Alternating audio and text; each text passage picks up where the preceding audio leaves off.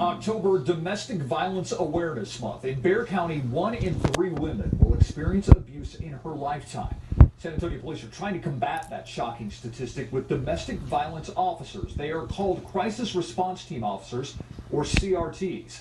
My team's Courtney Friedman got to spend a day riding along with 2 CRT officers. Courtney joins us now. All right, how would you describe the experience, what you saw? It was pretty amazing. I would call it just eye-opening, not only just to see how complicated these cases can get, but also how involved the officers get in the follow-up of these. I was actually able to make a house call with these officers to a family that had just gone through a very violent attack the night before. One of the women involved spoke with us about the scary situation and how she feels about the CRT officers who came to her door. We decided not to show her face for her safety.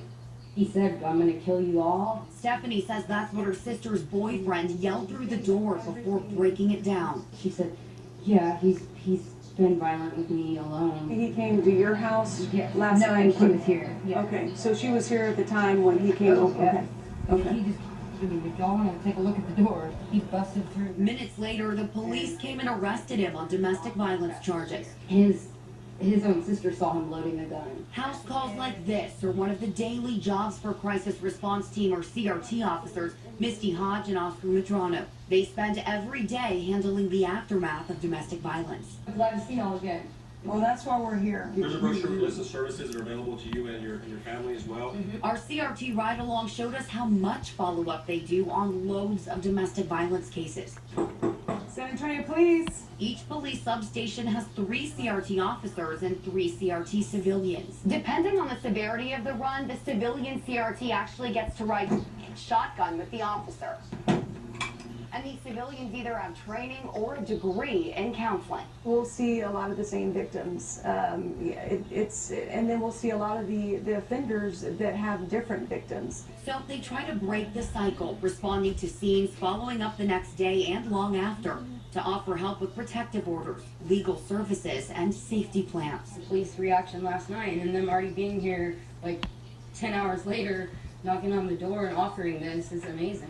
It feels great. I mean, knowing that she knows that we're here for her. Proving that the abused in San Antonio are truly not alone. Now you can just see how thankful she was that they were there. So I'm just really glad that we were able to show the public what these officers do every day. This is one of 4 stories that we'll be sharing with our viewers about domestic violence for Domestic Violence Awareness Month, and they will be running every Thursday on the Night Beat. Okay, we look forward to that. But let's talk more about these CRT officers. Yes.